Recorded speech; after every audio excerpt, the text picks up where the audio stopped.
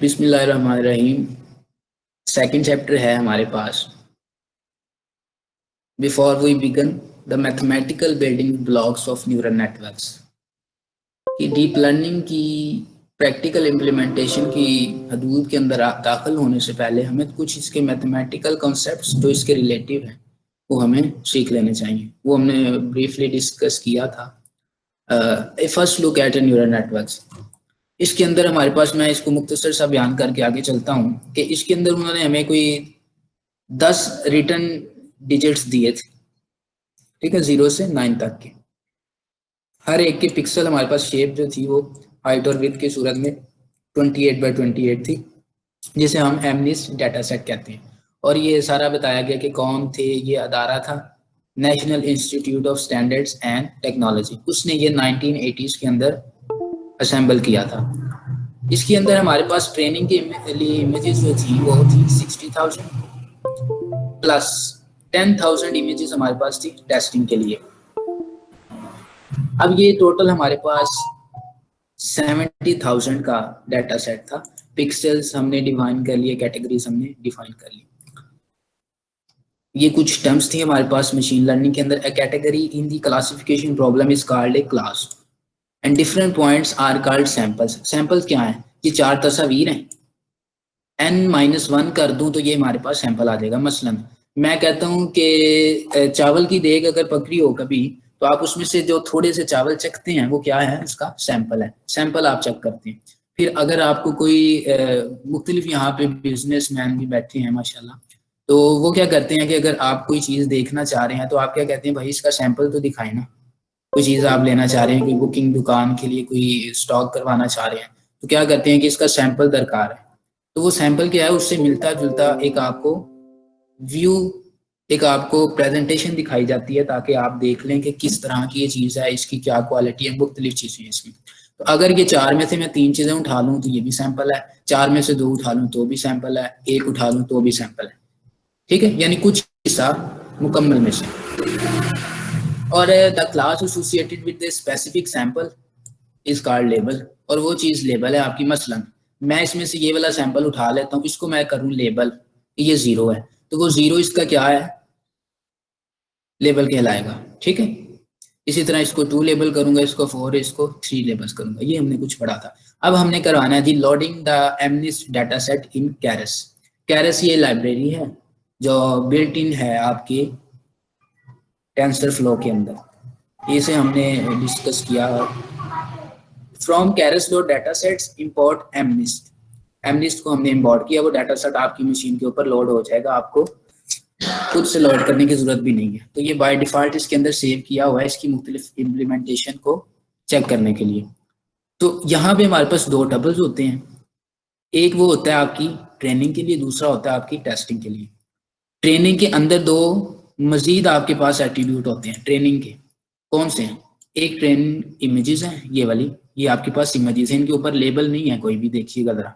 ये आपके पास इमेजेस, आपको पता है कि ये 3 है, लेकिन इसका लेबल कोई प्रोवाइड नहीं किया गया। तो आपने क्या करना है? ट्रेनिंग इमेजेस और सॉरी सर, ये ट्रेनिंग। बताइएगा एमएनएस डेटासेट किस लिए यूज करते हैं हम? सर ये आप क्लासिफिकेशन प्रॉब्लम को सॉल्व कर रहे हैं कि अगर आपके पास 0 से लेकर 9 तक डिजिट्स हों और आप उसे मशीन को कोई डिजिट्स प्रोवाइड कर देते हैं कि ये मसलन मैं कर देता हूँ 4, तो मशीन आपको किस तरह बताएगी कि आपने ये क्या लिखा है? मशीन इसको क्या रिकॉग्नाइज सर करेगी? वो तो बाइनरी कोडिंग पे करेगी ना काम, बाइनरी पे करेगी काम, जीरो वन की शक्ल देखिए में। हमने, देखिए हम वो बात हम आपकी उसे ठीक है, लेकिन देते हैं ना, अगर डिजिट देते हैं हम उसे, तो वो डिजिट को पहले बाइनरी में कन्वर्ट करेगी, उसे फिर देगी मशीन को, तो मशीन से समझ के पता चल जाएगा। जी जी, वो तो हमने एक सिंपल टर्मिनोलॉजी में बात की है ना कि कंप्यूटर 0-1 की कोडिंग को समझता है, लैंग्वेज को, ठीक है ना। जी जी। लेकिन हम ये कर रहे हैं आपकी ट्रेनिंग के लिए, टेस्टिंग के लिए, प्रिडिक्शंस के लिए। तो इसमें आपके पास 10 जी कैटेगरीज हैं। ठीक है, 0 से लेकर 9 तक। 0 एक कैटेगरी है, 1 है, 2 है, 3 है। तो ये 3 जितने भी आपके पास 60,000 इमेजेस में है, वो क्या है? एक कैटेगरी है पूरी आपकी। ठीक है। तो इसलिए इसे मल्टी क्लास क्लासिफिकेशन के अंदर हम शुमार करते हैं, क्योंकि इसकी क्लासेस 1 से ज़्यादा हैं। तो हमने इस तो सॉरी मैं दो ये पूछ रहा था, एमिनेंट डेटा सेट क्या चीज़ है? मुझे इसके बारे में बताइए ज़रा। देखिए कि हमारे पास एक डाटा सेट हमने खुद से जनरेट नहीं किया। मसलन हम चाह रहे हैं कैगल से हमें प्रिडिक्शन करवानी है, किसी प्रोजेक्ट के ऊपर काम करना, हम क्या कहते हैं कार प्रिडिक्शन ले लें। हम क्या करेंगे, उसके मुतालिक डाटा सेट को इकट्ठा करेंगे ना, जितनी हमारे पास प्री रिक्विजिट्स हैं, ठीक है। तो जी। हमारे पास वो तमाम का तमाम डाटा होना चाहिए, इनपुट होनी चाहिए, फिर उसकी एक्सपेक्टेड आउटपुट होनी चाहिए, फिर ही उसके मुताबिक उसकी ट्रेनिंग और टेस्टिंग की जाएगी ना। लेकिन यहाँ पे वो तमाम काम 1980 के अंदर डाटा सेट जो है वो आपका असेंबल किया किसने, national institute of standards and technology ने, जिसे आप एमनिस्ट कहते हैं, ठीक है ओके सर, ठीक है, ये चीज़ ये पूछनी देखिए national institute of standard and technology. तो ये निस्ट है, द निस्ट भी इसे कह सकते हैं और एम निस्ट भी कह सकते हैं। सर एक सवाल है जी जी सर, ये जो पिक्स है हमारे पास, पिक्चर्स हैं 60,000 और ये 10,000, वैसे सर ये आती कहाँ से, मतलब ये इंटरनेट से उठाता है या कहाँ से उठाता है ये? जी, पहले तो आपको मुख्तलिफ वेबसाइट से चेक करना पड़ता था ना, लेकिन अब आपको ये सहूलत जो है वो कैगल के ऊपर दस्तयाब है। आप यहाँ पे सिंपल सर्च कीजिए, ठीक है, उसके रिलेटेड आपको वो उठा देगा। ये इसमें एम सी वी कर लें, उसके रिलेटेड आपको डाटा सेट यहाँ पे प्रोवाइड है। पहले से आपने सिंपल इसे उठाना है और इसको अपने प्रोजेक्ट के लिए इस्तेमाल कर लेना। फिर यहाँ से आपके वो कुछ फिल्टर लगे हुए हैं, वहाँ से आप वो चेक कर लेते हैं। सर। नहीं सर, आप तो ये एमनेस्ट के लिए उठा रहे हैं सॉरी ना, सर, मतलब पैटर्न आप क्या कह चीज़ रहे है? हैं 60,000 पिक्चर्स आप कह रहे हैं एक है, और फिर टेस्ट के लिए 10,000 है। ये पिक्चर्स कहाँ से आ रही है, मतलब ये कहीं से लोड कर अच्छा, रहे हैं, कहाँ से ये? यहाँ पे आप बात कर रहे हैं कि ये जो हम एमनेस्ट की बात कर रहे हैं, ये जी जी यहाँ जी। पे हमें खुद से मशीन के ऊपर ज़रूरत नहीं है रखने की। ये बाय डिफ़ॉल्ट इसके अंदर असाइन करवा दी गई है। ये देखिए ना, हमने एक कोड इस्तेमाल किया है क्या, from Keras data set, Keras dot data set import MNIST. तो इम्पोर्ट एमनिस्ट जो है ये दरअसल कैरस के अंदर ही मौजूद है, यहाँ से ही हमारी मशीन के ऊपर लोड हो जाएगा अच्छा जब हम ये वाली कमांड चलाएंगे, ठीक है। एक वो चीज़ है कि हम अपने डाटा को मशीन के अंदर रख के फिर लोड करवा रहे हैं, वो चीज़ नहीं है ये उन्होंने एक प्रैक्टिकल जो है ना बाय डिफॉल्ट एक यहाँ पे आपको डाटा सेट कैरस के अंदर स्टोर करवा दिया। वहां से आप इसकी प्रैक्टिकल इम्प्लीमेंटेशन परफॉर्म करवा के वहां से आप इससे हेल्प ले सकते हैं, चेक कर सकते हैं कि किस तरह वर्क होता है। तो ये इस मकसद के लिए उन्होंने बाय डिफॉल्ट इसके अंदर असाइन की हुई है, ठीक है। Yes sir. चले ठीक है। तो अब हमारे पास क्या होगा, ये जो एमनिस्ट का डाटा सेट है, हमने करना क्या है, एक हमारा टपल होगा ट्रेनिंग इमेजेस और दूसरा होगा टेस्टिंग के लिए। अब ना थोड़े सा फास्ट चलेंगे ताकि इसको कवर भी करें, क्वेश्चन वगैरह थोड़ा सेंड पे रखिएगा। तो ट्रेनिंग यस सर, इमेजेस में यस। हमारे पास ट्रेन इमेजेस है, फिर हमारे पास ट्रेन लेबल है, ठीक है। हम बहुत पीछे हैं तो हमें इंशाल्लाह अब इसमें 1 2 3 दिनों में ना कोशिश है कि चैप्टर को कवर करें जल्दी से, ताकि हमारे कॉन्सेप्ट क्लियर हो। अच्छा, train images, train labels, similarly test images हैं और टेस्ट के लेबल्स प्रोवाइड करेंगे, इज इक्वल टू किसके हैं, एमनिस्ट डॉट लोड डाटा के, ठीक है। ये जो हम लोडिंग करवा रहे हैं डाटा से, इसको किसके अंदर हम तोड़ रहे हैं, दो चीजों के अंदर, ट्रेनिंग और टेस्टिंग इमेजेस के अंदर, ठीक है। ये तो हमारे पास आ गया। यहाँ पे ये देखिए, अब हम इसकी शेप चेक करेंगे कि जो ट्रेनिंग इमेजेस है हमारे पास उसकी शेप क्या है। तो ट्रेनिंग के लिए देखिए हमारे पास 60,000 है, ठीक है। ये हमारे पास है 28 बाय 28। तो ये आपके पास क्या है, इसके पिक्सल आए हैं, विड्थ और हाइट। यहाँ पे आपने इसकी लेंथ चेक की है तो आपके पास 60,000 आ गया। इसी तरह आप कह रहे हैं ट्रेन लेबल्स मुझे प्रिंट, जी मैम।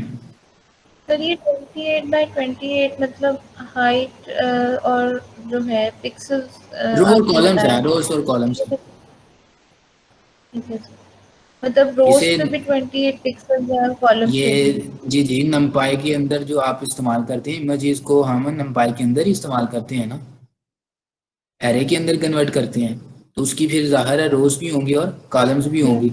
ये सिंपल हमारे पास एक वेक्टर है, ये हम आगे जाके पढ़ते हैं, स्केलर है, वेक्टर है, क्या है, 1D 2D टेंसर है, क्या होता है, इसे बड़ा डिटेल हम डिस्कशन करेंगे। लेकिन जब आपके पास मोर देन वन चीज आ जाती है तो उसे आप क्या करते हैं, एक डाटा सेट, एक कलेक्शन के तौर पर इस्तेमाल करते हैं। तो कलेक्शन में फिर आपके पास एरेज भी हैं और कॉलम्स भी हैं। इसलिए ये आपको क्या कर रहा है, यहाँ पे 28 बाय 28 रोज और 28 कॉलम्स हैं, ठीक है। अच्छा, अब ये आपको बता रहा है कि आपके जो ट्रेन लेबल्स हैं वो एरे पे मुश्तमिल है, लेकिन 0 से लेकर 9 तक कोई भी वैल्यू हो सकती है। तो वो आपको सिंपल यहाँ पे दिखा रहा है 504 568 ये दरमियान में कंटिन्यू है। सिमिलरली टेस्टिंग के लिए हम ये वाला काम करेंगे, तो यहाँ पे ऐसा कोई इशू नहीं होगा। यहाँ पे 10,000 है, इमेजेस हमारे पास शेप सेम है, यहाँ पे लेंथ इसकी 10,000 है, और यहाँ पे भी टेस्टिंग लेवल 0 से 9 तक की है। ठीक है। अच्छा, अब है हमारे पास the network architecture from Keras import models from Keras import layers. क्योंकि हमारे लिए हमने मॉडल्स ट्रेन करना है और लेयर्स डिफाइन करनी है, तो उसके मुताबिक जो है ना वो हमने इसको इंपोर्ट करवा लिया। हमने कहा नेटवर्क इज इक्वल, अब ये इसके रेलिवेंट है, ठीक है, क्योंकि नेटवर्क आर्किटेक्चर है, तो हमने क्या किया, नेटवर्क का इस्तेमाल कर लिया। हमने कहा जी मॉडल्स डॉट सिक्वेंशियल, इसकी मॉडल्स की टाइप होती हैं, 2 टाइप्स हैं, और एपीएल जो है हम वो 6 चैप्टर के बाद पढ़ेंगे। फिलहाल हम आंखें बंद करके सिक्वेंशियल को इस्तेमाल करेंगे। फिर हमने कहा नेटवर्क डॉट ऐड करेंगे लेयर्स को, लेयर्स डॉट डेंस, अब लेयर्स की भी टाइप्स हैं, डेंस को इस्तेमाल करेंगे हम आंखें बंद करके। नेक्स्ट जो है हम आगे जाके पढ़ेंगे। यहाँ पे कहा जी आप जो इनपुट निकलेगी वो निकलेगी 512, ठीक है। एक्टिवेशन फंक्शन इस्तेमाल किया रेलू का, आंखें बंद करके ये कीजिएगा। और इनपुट शेप जो है आपकी वो 784 लिख ली है, 28x28 लिख ली। नेटवर्क डॉट ऐड बता दें, जी, ये दोबारा बता दें नेटवर्क आर्किटेक्चर है क्या बेसिकली जो है। सॉरी आपकी आवाज में इशू है। मैं कह रहा हूँ ये नेटवर्क आर्किटेक्चर है क्या बेसिकली, और इसका क्या काम है हमारे लिए। अच्छा, नेटवर्क आर्किटेक्चर कह रहे हैं, आर्किटेक्चर है हमारे मॉडल के लिए ट्रेन जो हमने उसको करना है, उसका एक ढांचा तैयार हो रहा है, उसको किस सैंपल के अंदर हमने तैयार करना है, ठीक है। तो उसका एक आर्किटेक्चर तैयार हो रहा है, मैपिंग उसकी हो रही है कि किस तरह हमने इसको सीक्वेंस में लेके चलना है, क्या क्या उस पर फंक्शन अप्लाई होंगे। क्लियर है जी? ठीक है। हाँ जी। अब देखिए कि लेयर्स डॉट डेंस है हमारे पास, हमने कहा जो एंड वाली आपकी जितनी इनपुट्स होती हैं उसके इक्वल आपकी आउटपुट आनी चाहिए, ठीक है। आपके पास ये 10 आपने कहा कि आउटपुट है। एक्टिवेशन आपने अपनी प्रॉब्लम के मुताबिक यहाँ पे लगानी, और यहाँ पे ऐसा इनपुट शेप दोबारा डिफाइन करने की जरूरत नहीं है क्योंकि वो डिफाइन हो चुकी है। अच्छा, अभी इसे पढ़ लेते हैं। The core building block of neural network is the layer जिसके अंदर की रोल प्ले करती है, data processing module that can you think of as a filter for data. और डाटा प्रोसेसिंग मॉड्यूल है, ये फिल्ट्रेशन करता है डाटा की, जो अननेसेसरी डाटा होता है, यानी जो इररिलेवेंट चीजें होती हैं जो ट्रेनिंग के लिए टेस्टिंग के लिए इस्तेमाल नहीं हुई होती, उसे क्या करता है, इग्नोर कर देता है। Some data goes in and it comes out in a more useful form. इसके अंदर एक लेयर के अंदर कोई डाटा जाता है और दूसरी लेयर्स के अंदर वो मोर यूजफुल फॉर्म के अंदर कन्वर्ट हो चुका होता है। Specifically layers extract representations out of the data से रिप्रेजेंटेशन एक्सट्रैक्ट करते हैं, डेट आर मोर मीनिंगफुल, और ये बहुत ज्यादा जो है वो पहले की निस्बत मीनिंगफुल होती है, यानी एक आपको आइडिया जो है वो रिटर्न कर रही होती है। Most of the deep learning जी ma'am. Sir sorry for the interruption. Sir एक क्वेश्चन है जो कि बहुत ज़्यादा मैं उसमें कंफ्यूज हो जाती हूँ। आप प्लीज़ काइंडली एक एक्चुअल और प्रिडिक्टेड वैल्यूज़ के बारे में बता दें। मतलब मुझे ये है कि एक्चुअल वैल्यूज़ वो होती हैं जो इनपुट डाटा होता है, और प्रिडिक्टेड वैल्यूज़ वो होती हैं कि जो आउटपुट डाटा है जो हम आउटपुट लेयर्स में देते हैं, वो होती हैं प्रिडिक्टेड वैल्यूज़। तो सर ये मुझे ज़रा क्लेरिफाई नहीं हो रहा प्लीज़। एक्चुअल वैल्यूज़ अगर मल्टी क्लास में लेबल्स होंगी तो रिग्रेशन के डाटा में एक्चुअल वैल्यूज़ क्या होंगी फिर? ये मुझे प्लीज़ आप काइंडली एक्सप्लेन करें। देखिए एक्चुअल जो है ना, एक्चुअल एक केमिस्ट्री के अंदर टॉपिक पढ़ाया जाता है स्टाइकोमेट्री वाला, ठीक है। उसके अंदर क्या होता है, वो इंडस्ट्री के रिलेटेड एक टॉपिक है, उसके अंदर वो आपकी यील्ड जो होती है ना उसको डिस्कस करता है सेम इसी मैनर के अंदर। यहाँ पे आपकी आउटपुट है, वहां पे उसको यील्ड कहते हैं। अब वहां पे भी आपकी 2 यील्ड्स है, एक आपकी है स्टाइकोमेट्री की यील्ड है, एक एक्चुअल यील्ड है, दूसरे मानों में उसे कैलेंडर प्रिडिक्टेड है। एक्चुअल आपकी हमेशा जो है वो 100% यानी बिल्कुल एक्यूरेट इंफॉर्मेशन, मसलन 100/100 जो है आपकी 10/10 आप कह लें कि जो है ना वो 100 एक्यूरेसी। लेकिन जब आप उसे ट्रेन करवाते हैं, टेस्ट करवाते हैं, उसके दौरान उसके कुछ जो हैं वो ब्रेक थ्रू रह जाते हैं, कोई कमियां कोताहियां थोड़ी बहुत रह जाती हैं, क्योंकि वो मशीन है, वो मुकम्मल तौर पे जो है ना कहीं पे उसे इशू हो जाता है, इस वजह से वो ट्रेन नहीं करती। और वो जो मशीन आपको वैल्यू प्रिडिक्ट करके देती है वो क्या होती है, 99.9% तक हो सकती है, लेकिन 0.1% तक फिर भी उसके अंदर जो है वो एरर के चांसेस या थोड़ी बहुत उसके अंदर लैक होती है। केमिस्ट्री के अंदर भी इसी तरह वो निकल को, मुख्तलिफ मेटल्स को एक दूसरे से अलहदा करवाते हैं, वो भी इसी तरह जो है वो रस्टिंग के थ्रू जो है वो रस्ट होता है, उसको हम अलहदा करवा के क्या करते हैं, जब उनकी कोटिंग करते हैं ना, तो उसके ऊपर वो फिर एनायंस के टाइन उनको डिप करते हैं और फिर वो एक मेटल से दूसरे की तरफ, एनोड से कैथोड की तरफ जाते हैं। लेकिन वहां पे भी आपको जो खालस जिंक मेटल या कोई भी आप मेटल बात कर लें, वो जब आप हासिल करते हैं तो वो उधर एक वर्ड लिखा होता है कि it can not be totally 100% pure.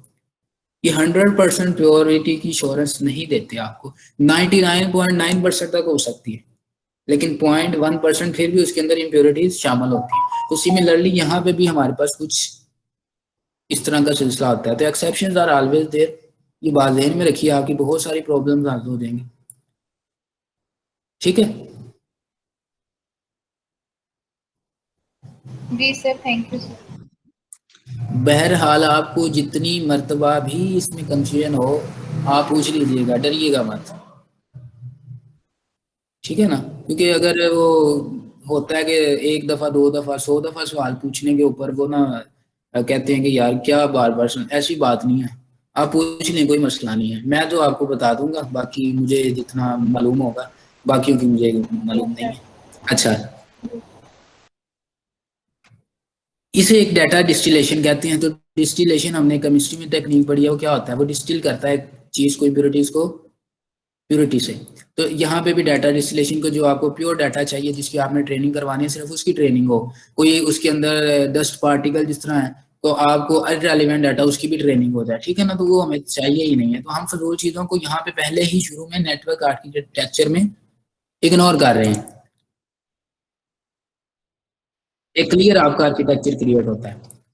अच्छा, आपको यहाँ पे मालूम है कि आपकी जो लेयर्स हैं वो क्या होती हैं, फुली कनेक्टेड होती हैं एक दूसरे के साथ। एक का इनपुट दूसरा का आउटपुट, दूसरे का पहले का आउटपुट दूसरे का इनपुट है, दूसरे का इनपुट तीसरे का इनपुट बन जाएगा आउटपुट की सूरत में, ठीक है। तो इस तरह ये एक सीक्वेंस जो है वो चलता रहता है। आपको क्या करेगा कि 10 प्रोबेबिलिटी जो है वो जनरेट करवा के देगा, हर प्रोबेबिलिटी एक को रिप्रेजेंट करेगी, और टोटल आपकी प्रोबेबिलिटी जो है वो सम करेंगे तो 1 के इक्वल हो जाएगी। अब यहाँ पे कुछ ये चीज आपको दरकार है समझने के लिए, लॉस फंक्शन। लॉस फंक्शन क्या होता है, ये हम पहले भी डिस्कस कर चुके हैं। How the network will be able to measure its performance. तो आप किसी भी प्रोजेक्ट के ऊपर काम कर रहे हैं, जिस प्रोजेक्ट के ऊपर काम कर रहे हैं, नेटवर्क की अगर आप परफॉर्मेंस को मेजर करना चाह रहे हैं तो लॉस फंक्शन जितना कम होगा उतनी परफॉर्मेंस ज्यादा होगी। ये एक दूसरे के इनवर्सली प्रोपोर्शनल है, ठीक है। एक के बढ़ने से दूसरा घटता है और दूसरे के बढ़ने से पहले वाला घटता है। तो अगर आपका लॉस फंक्शन ज्यादा है, इट्स मीन आपकी एक्यूरेसी कम है, अगर आपका लॉस फंक्शन कम है तो एक्यूरेसी ज्यादा होगी। ऑप्टिमाइजर क्या करता है, आपके बैक प्रोपागेशन को टारगेट करता है। तो ऑप्टिमाइजर क्या करेगा कि मैकेनिज्म है ये एक, which the one network will update itself based on the data it sees and its loss function. तो लॉस फंक्शन और डाटा की बुनियाद के ऊपर आपकी क्या करेगा, स्लोप को जनरेट करवाएगा, वो हम आगे जाके पढ़ेंगे, तो वहां पे आपका कॉन्सेप्ट क्लियर हो जाएगा। तो जस्ट ये इंशाल्लाह आपको जो है ना वो कॉन्सेप्ट आपके क्लियर हो जाएंगे, परेशान ना हुआ करें। लेकिन यहाँ पे अगर हम वो डिस्कस करने लग जाए ना जो इससे रेलिवेंट तीसरे चैप्टर में टॉपिक है, तो फिर हम यहीं पे रहेंगे, हम नेक्स्ट मूव नहीं कर सकेंगे। अच्छा जी, मैट्रिक्स है to monitor during training and testing. We shall only care about accuracy. तो हम एक्यूरेसी को, हमारा जो मेन फोकस होता है वो किस पे होता है, एक्यूरेसी के। एक्यूरेसी हर सूरत में, हर हाल में आपकी बेहतर से बेहतर आनी चाहिए, 100 के करीब करीब, और वो पॉइंट में लेंगे तो वो 1 के करीब करीब, ठीक है ना। अच्छा, कंपाइलेशन स्टेप है आपका। अब आपने जो नेटवर्क क्रिएट किया उसे कंपाइल करना है। तो नेटवर्क डॉट कंपाइल, नेटवर्क आपका क्या है, वो वेरिएबल है जिसके अंदर आपने क्या किया, मॉडल डॉट सिक्वेंशियल मॉडल को ट्रेन किया, वो उसका आर्किटेक्चर तैयार किया। तो नेटवर्क डॉट कंपाइल, कंपाइल के अंदर हमने उसको बताया कि अगर आपका लॉस फंक्शन ज्यादा हो तो फिर आपने क्या करना है, ऑप्टिमाइजर ये वाला इस्तेमाल करना है। यानी उसको बता दिया पहले से ही। मसलन अगर मैं ये कहूँ कि आपके पास जंग के अंदर 5 बंदे हैं और सामने वाली फौज के पास 100 बंदे हैं, तो क्या करो आप बैकएंड के ऊपर एक अपना दस्ता अलहदा से फौजियों का ले जाओ। वो क्या करेगा, अगर आपको जरूरत पड़ गई, ठीक है, तो फिर क्या होगा, वो वाला दस्ता आपके काम आ जाएगा। तो यहाँ पे फिर वो दस्ता, अब जाहिर है जरूरत पड़नी है, एक जगह 5 फौजी हैं, एक जगह 100 है, तो फिर जरूरत तो पड़नी है। तो वो फिर जो नया दस्ता होगा वो क्या करेगा, उनको ऑप्टिमाइज यानी उनकी हेल्प करेगा।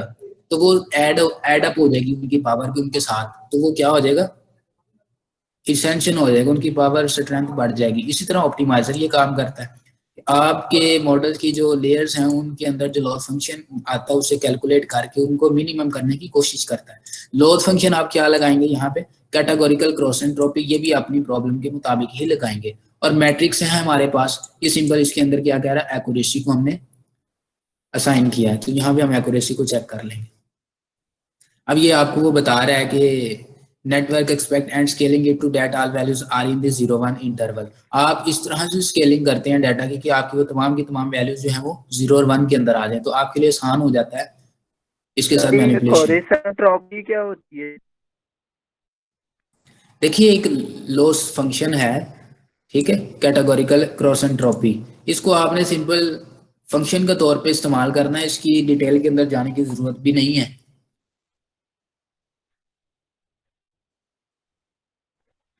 ठीक है। ठीक है ना, तो हमें जहां पे जरूरत होगी हम उसको सिर्फ फोकस करेंगे। जहां पे अब देखिए ना ये प्री डिफाइंड है सारे, तो हमें इसको इसके अंदर चेक करने की जरूरत ही नहीं कि ये क्या है, किससे बनता है, क्या इसका काम है, हमें पता है। हमें प्रॉब्लम के मुताबिक उन्होंने बता दिया, हमारा काम आसान कर दिया कि लॉस अगर ये वाला होगा तो उसके मुताबिक आपने ये वाला लगाना है। अगर आपका एक्टिवेशन फंक्शन ये इस्तेमाल कर रहे हैं सॉफ्ट मैक्स, उसके साथ आपने लॉस फंक्शन कौन सा इस्तेमाल करना है, ये टेबल के अंदर मौजूद है, कैटेगोरिकल क्रॉस एंट्रोपी, तो ये तमाम है। अच्छा, our training images for instance we stored in an array of shape. हमने क्या किया, इसको एक नंपाई अरे के अंदर कन्वर्ट किया। 60,000 हमारे पास इमेजेस हैं 28x28 की, of type you integer 8 with values in the 0 से 25 255 तक। ठीक है, इसको क्या हम कर रहे हैं, नॉर्मलाइज कर रहे हैं, इसको डिवाइड कर देंगे 255 से तो नॉर्मलाइज भी हो जाएंगे साथ में। तो we transform it into a float 32 array of shape, ये हमारे पास float with values between 0 and 1। तो हम इसको क्या कर रहे हैं कि फ्लोटिंग पॉइंट के अंदर कन्वर्ट कर रहे हैं 32 के। अच्छा, हमने यहाँ पे 64 इसलिए इस्तेमाल नहीं किया ताकि हमारी मेमोरी कम कंज्यूम हो, ठीक है ना। अब ये प्रिपेयरिंग द इमेज डाटा, अब आप क्या करेंगे, आपने कहा training images, train images dot reshape, इसको रीशेप किया तो वो 28/28 अब आपकी क्या हो जाएगी, यहाँ पे मल्टीप्लाई होके वैल्यू जनरेट हो जाएगी 784। फिर आपने कहा train images dot as type, इनकी टाइप को चेंज किया। आप यहाँ साथ में ही ये इस्तेमाल कर सकते हैं, ये वाला, ये लिखने की जरूरत भी नहीं है आपको। डॉट एज टाइप करें, फ्लोट 32 प्रोवाइड करके डिवाइडेड कर दें उसे 255 से, ठीक है। तो इसने ये क्या किया है, अलग अलग खोल के आपको बयान कर दिया। फिर आपके पास सिमिलरली टेस्टिंग इमेजेस के लिए भी सेम काम है, ठीक है, वहां पे भी आपने उसकी टाइप चेंज किया, फ्लोट 32 कर दिया। उसके बाद है हमारे पास प्रिपेयरिंग दी लेबल्स। अब हमने क्या करना है, अपनी लेबलिंग करनी है। तो लेबलिंग के लिए एक मिनट,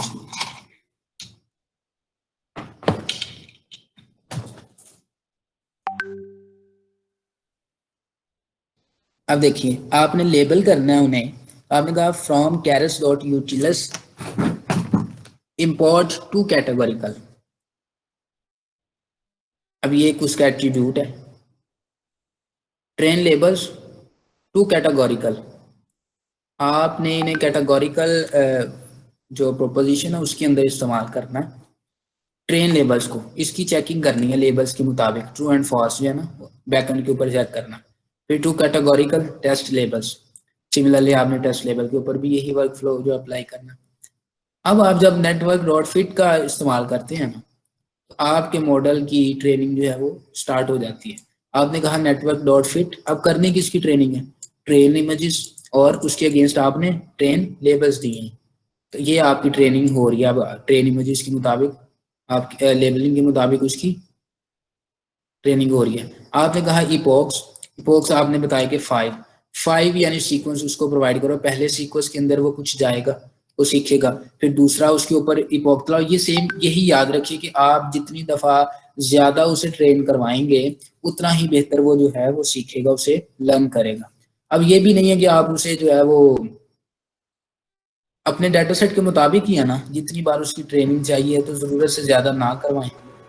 बैच साइज आपका है कि कितने टुकड़ों के अंदर आपने तोड़ के ना उसे इस्तेमाल करना है। बैच साइज आपके पास 60,000 इमेजेस हैं, आपने कहा कि आप एक मरतबा उसे ट्रेन करवाओ, 128 लो, ठीक है, 0 से 128, फिर 128 से 256, इस तरह आप ये 60,000 तक मूव करो और उसे एक इपोक कहा जाएगा, ठीक है।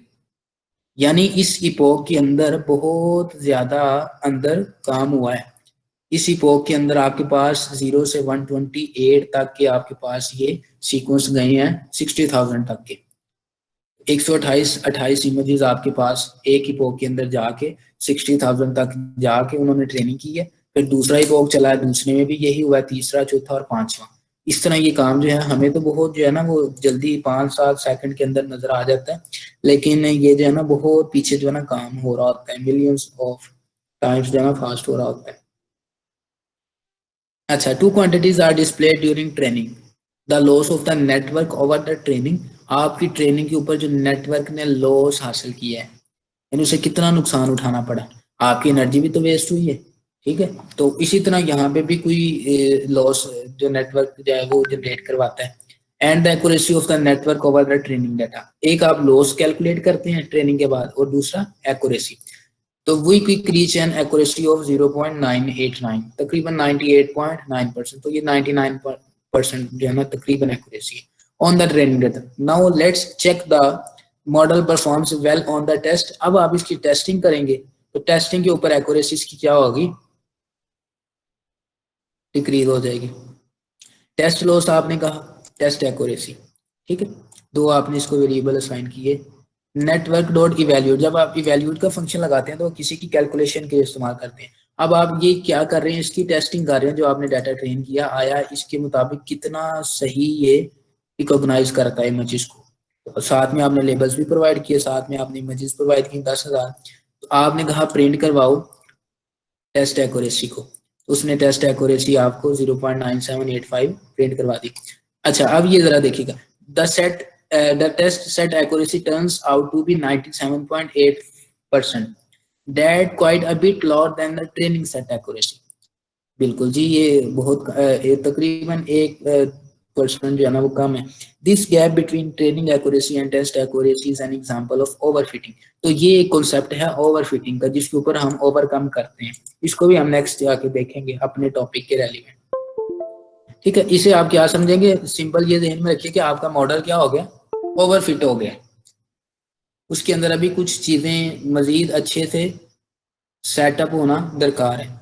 That the fact that machine learning models tend to perform worse on new data than on their training data।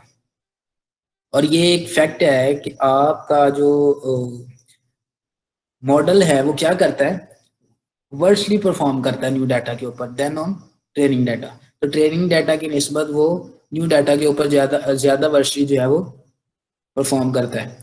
Overfitting is a central topic in chapter 3। तो चैप्टर 3 के अंदर हम इसको डिस्कस करेंगे, ठीक है। अभी फिलहाल आपको कुछ भी नहीं करना, सिंपल इसको ज़हन में रखिए कि अगर हमारी ट्रेनिंग एक्यूरेसी ज़्यादा है और टेस्ट एक्यूरेसी हमारी कम आ जाती है, उसकी इक्वल नहीं आती, तो फिर क्या है, इट्स मीन हमारा ओवरफिट हो गया, कोई मसला मसाइल चल रहा है, उसे हम किस तरह सोल्व करेंगे।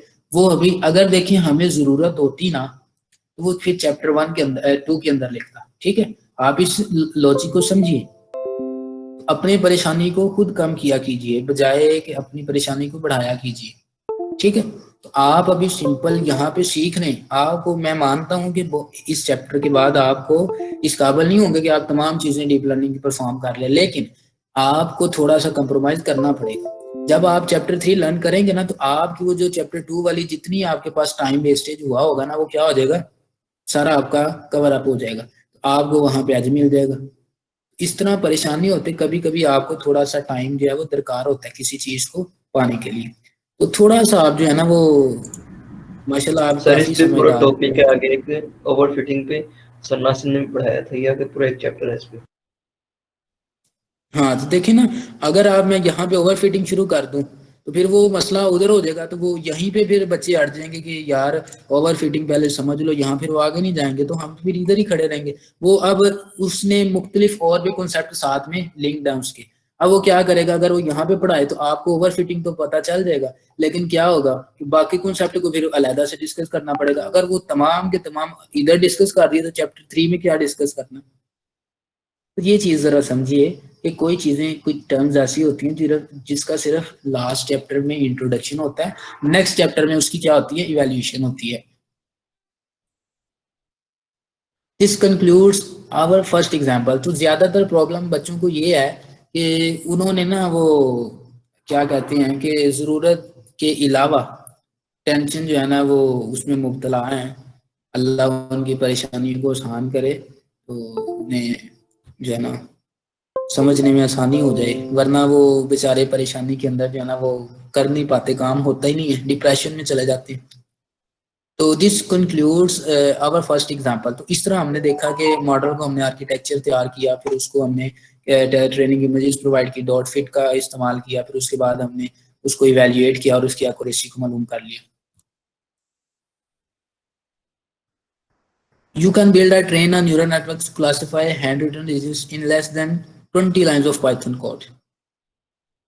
आपने सिर्फ 20 लाइनों के अंदर अंदर आपने मॉडल को ट्रेन कर लिया, टेस्ट कर लिया, सारा कुछ उसको तैयार कर लिया। In the next chapter I shall go into detail about every moving piece we just previewed and clarify. तो वो आपको देखिए बता रहा है कि हम क्या करेंगे, नेक्स्ट चैप्टर के अंदर जाएंगे जब, तो फिर क्या करेंगे, जहां पे हमने उसका प्रीव्यू देखना है और क्या करना है, इसको क्लैरिफाई करना। जो टर्म्स हमने यहाँ पे पढ़ी हैं, देखी हैं, वो उसे क्या करनी, जहां वहां जाके डिस्कस करनी है। What's going on behind the scene, तो सीन के पीछे क्या चल रहा है, ओवरफिटिंग के क्या है, इसके अंदर क्या किया जाता है, ये किस तरह इसका वर्कफ्लो है, हम तमाम का तमाम चैप्टर 3 में जो है ना लेके चलें। You shall learn about tensors. Tensors के मुतालिक पढ़ेंगे। The data storing objects going into the network. Tensors operations हैं। Which layers are made of? Layers किन से मिलके बनती हैं? और gradient descent optimizers हैं। वो तमाम के तमाम पढ़ेंगे। Which allows you network to learn from its training example. अगर मैं आपको ये कहूँ कि आप जब आपके पास ये डीप लर्निंग का भी टॉपिक शुरू ही नहीं हुआ था, फिर भी क्या किया जाता है कि आप किसी यूनिवर्सिटी में एकेडमी में चले जाएं, एफएससी के अगर आप स्टूडेंट्स हों, वो क्या कहते हैं, जो बच्चे मई के अंदर वैसे क्लासेस शुरू होती हैं, मार्च के एंड पे चूंकि इम्तिहानात हो चुके होते हैं, रिजल्ट जो है वो क्या होता है, प्रैक्टिकल वगैरह अभी वो चल रहे होते हैं साथ साथ, लेकिन बच्चे कुछ होते हैं वो अकेडमीज को ज्वाइन कर लेते हैं। अब वो ज्वाइन करते हैं ना, वो पढ़ते पहला चैप्टर है, बायोलॉजी होगी, फिजिक्स, केमिस्ट्री, कोई भी, लेकिन साथ में उन्हें एक चीज कही जाती है, बेटा आप इन्हें चैप्टर को ना, बुक को तकरीबन तकरीबन 2 माह के अंदर ना पढ़ छोड़ें। अब वो बच्चे जो मई के अंदर आके सिर्फ चैप्टर को लेके चलते हैं, साथ में कॉलेजेस भी ओपन हो जाते हैं, अब वो बच्चे मार खा जाते हैं यहाँ पे।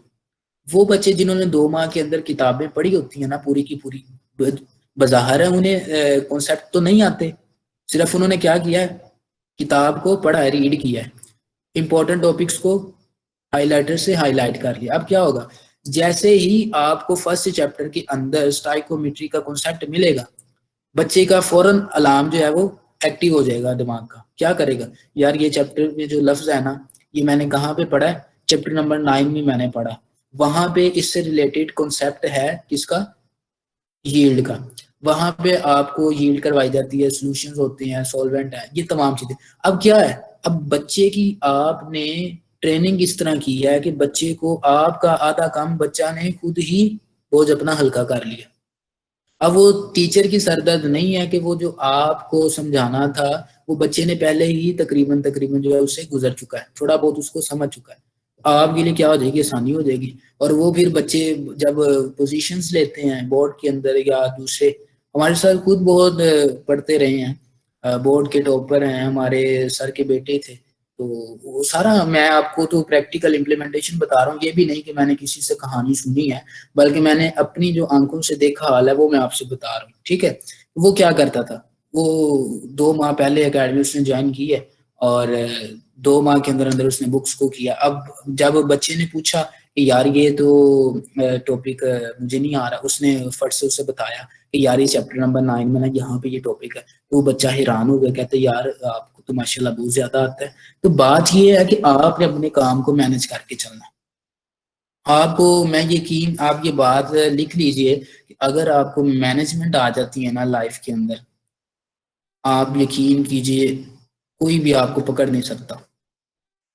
इस 24 आवर्स को इस्तेमाल कैसे करना है, बस ये क्वेश्चन आपके पास है। इसका आंसर आप सब ने अपने जहन से, दिल से पूछना है कि क्या मैं 24 आवर को जिस मैनर के अंदर इस्तेमाल करना चाहिए, क्या मैं उसी के अंदर इस्तेमाल कर रहा हूँ। जब आप इस क्वेश्चन का आंसर तलाश करेंगे और कर लेंगे, उसके बाद आपकी बहुत ज़्यादा प्रॉब्लम जो है ना वो सॉल्व हो जाएंगी।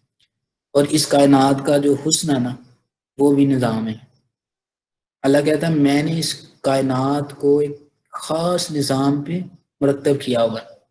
हर चीज़ अपने दायरे के अंदर रह के सर्कुलेट हो रही है। सूरज है, सूरज कभी देखा है कि वो उसने अपने थोड़ी सी भी हेरा फेरी की हुई? वो एक ट्रेन किया हुआ अल्लाह ने उसे। क्या है? मशरिक से निकलना, मगरिब में जाओ, मगरिब से दोबारा मूव होते हुए मशरिक में आओ, मशरिक से मगरिब। सूरज कभी भी गुरूब नहीं होता, सिर्फ आपकी ज़मीन की पोजीशन चेंज हो जाती है। 24 आवर्स उसका ड्यूरेशन है मूविंग का। तो ज़मीन मूव होती है लेकिन सूरज गुरूब कभी भी नहीं होता। इस वक्त आपके हिस्से के ऊपर रात है लेकिन दुनिया के दूसरे हिस्से पे दिन है, तो सूरज गुरूब नहीं हुआ, ये बात ध्यान में रखिएगा ज़रा। तो थोड़ी सी आप जो है ना वो मैनेजमेंट को लेके चला कीजिए। मैं यकीन कीजिए ये जो मैंने 2-4 बातें की हैं, मैं समझता हूँ कि ये आपके बहुत सारे सेशनों से बेहतर है, इसलिए कि अगर आपको ये बातें पता चल जाएं, आप मैनेज कर लें ज़िंदगी में, तो आपकी सारी ज़िंदगी के लिए काम आ जाएगी। वगरना एक सेशन से फ़र्क कोई भी नहीं पड़ेगा। अगर हम एक क्लास पीछे चले जाएंगे तो फ़र्क कोई भी नहीं है। लेकिन अगर ये सारी ज़िंदगी का मामला है, यहाँ पे आपको हर फील्ड के अंदर मैनेजमेंट ज़रूरी है। आप फर्ज करें जॉब कर रहे हैं, साथ में कोई अपना बिजनेस है, किस तरह हैंडल करेंगे अगर आपको मैनेजमेंट ही नहीं आती? आप जितनी मर्जी बड़ी इंडस्ट्री लगा लें, आप अगर मैनेज नहीं कर सकते तो आपकी वो इंडस्ट्री फेल है, आप जीरो हैं। तो management is the key for the success. तो सक्सेस के लिए आपको मैनेजमेंट आनी चाहिए। तो मैंने आपको सबसे बड़ी एग्जांपल दे दी, सूरज है, चांद है, सितारे हैं, जमीन है, हर चीज अपने मुकर्रर वक्त पे, निज़ाम पे जो है ना मुरतब है। अब आपने अपने आप को भी एक ट्रेनिंग करनी है, अपने आप को भी सेट करना है कि मैं जो है ना वो किस तरह मेरी ट्रेनिंग की जाए। अपने जहन को खुद ही समझाना है, आपकी ट्रेनिंग किसी ने भी नहीं करनी। मुझे बस 1 मिनट दीजिएगा, मैं वापस आ रहा हूँ।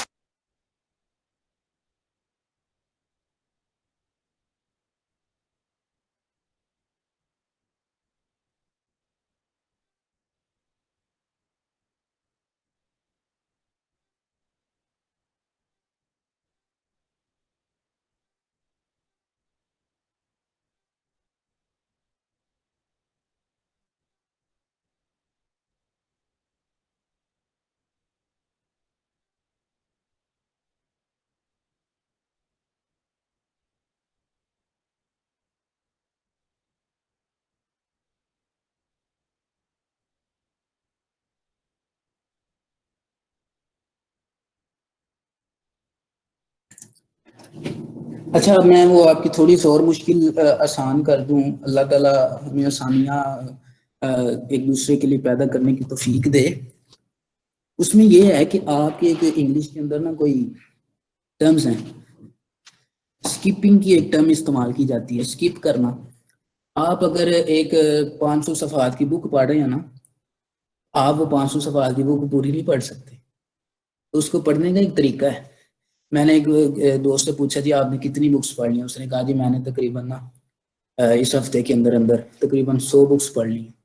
और दूसरा बंदा हैरान हो गया, कहता जी आपने 100 किस तरह पढ़ लिया? आप दिन रात भी पढ़े तो ऐसा नहीं है, बल्कि दिन रात पढ़ ही नहीं सकते। उसने कहा कैसे यार?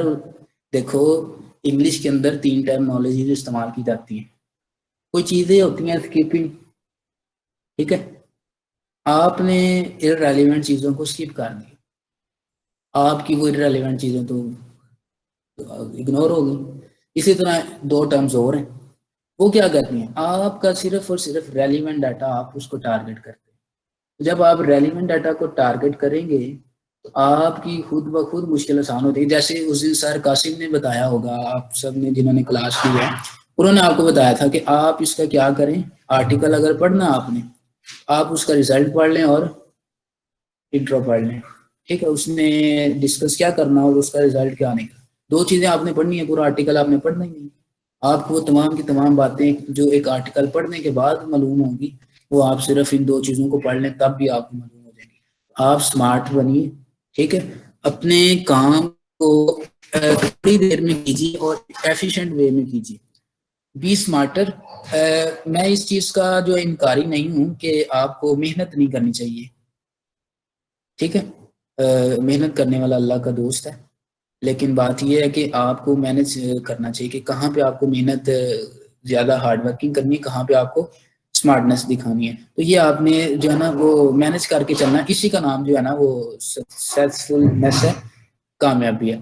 तो बाकी बातें इंशाल्लाह चलती रहेंगी। हम अपने टॉपिक की तरफ आते हैं। कोई क्वेश्चन तो है नहीं? जज़ाकल्लाह खैरा जी। बस ये अल्लाह करीम आसानियाँ पैदा फरमाए।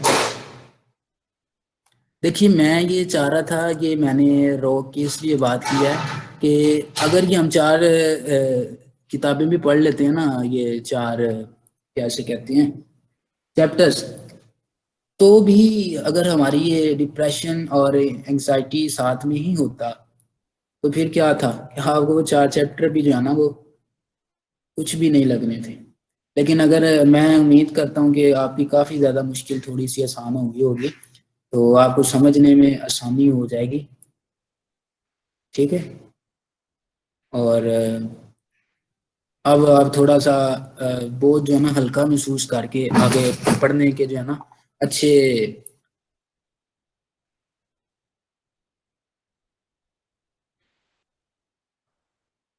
ये आई थिंक मैं समझ नहीं पाया क्या लिखना चाह रहे हैं आप।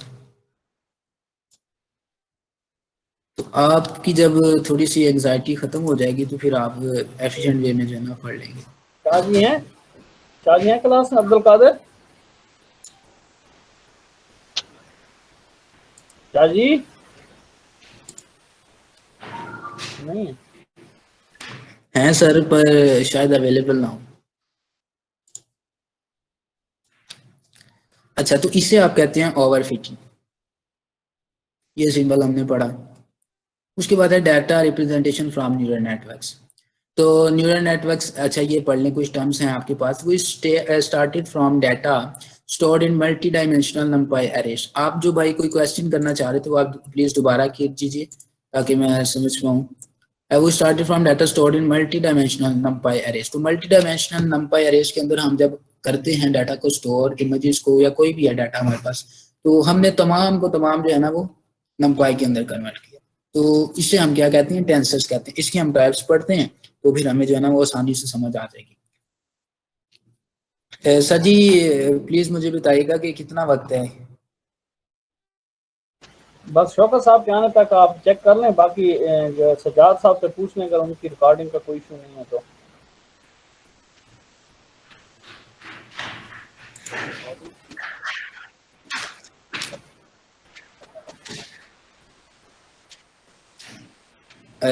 मैं बहुत शुक्रिया, जज़ाकल्लाह, अल्लाह आपको सलामत रखे सब। जी अगर OBS पे रिकॉर्डिंग हो रही हो ना तो फिर कोई इशू नहीं होता, जब स्क्रीन रिकॉर्डर पे हो रही है ना भाई तो कितनी बैटरी आपकी है? जी सर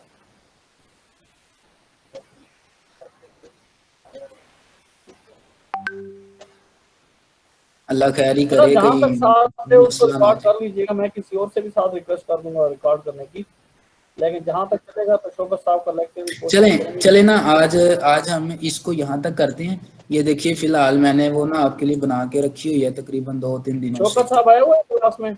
ये देखिए स्केलर्स, वेक्टर्स एंड टेंसर्स, ठीक है। ये मैंने वो असाइनमेंट बना के तो रखी है, लेकिन वो आज तो करना था, लेकिन कुछ अगर सर की क्लास होनी है तो वो रिकॉर्डिंग जरूरी है ना, फिर समझे। तो इसको हम यहाँ तक कर लेते हैं। तो आप वो अपनी बैटरी जरा बचाएं, आगे अगर सर आ जाए तो वो फिर कर लें आप, ठीक है। तो इसको हम कल एक नई जो है ना सेशन के अंदर कर लेंगे। जी सर वो कंप्लीट टॉपिक बन जाएगा ना तीनों। जी मैं यहाँ तक बस कर दूँ ना ताकि हम कल में ये इंशाल्लाह एक नया टॉपिक, और उम्मीद करता हूँ कि आपको आसानी से समझ आ जाएगा। डिफरेंस क्रिएट करके पढ़ेंगे ना तो आसान हो जाएगा, आपको समझ आ जाएगी। और मुझे उम्मीद है, मुझे ये लगता है कि इसमें जो ना काफ़ी लोगों को आएगी कंफ्यूजन, स्केलर्स क्या है, 0D टेंसर्स, 2D टेंसर्स, इसे वेक्टर क्या कहते हैं, स्केलर्स क्या है, तो ये बार बार जो ना भूल मिल जाते हैं कॉन्सेप्ट, तो इन्हें हम इंशाल्लाह लेके चलेंगे। आज का हम यहाँ तक कर लेते हैं। अच्छा, in general all current machine learning systems use tensors as their basic data structure. और हम टेंसर्स की जब टर्मिनोलॉजी इस्तेमाल करेंगे डीप लर्निंग के अंदर, तो ये क्या है, बेसिक डाटा स्ट्रक्चर है। इसे हम नंपाई के अंदर मैट्रिक्स कह देते हैं, पांडास के अंदर क्या कहते हैं, डाटा फ्रेम कह देते हैं।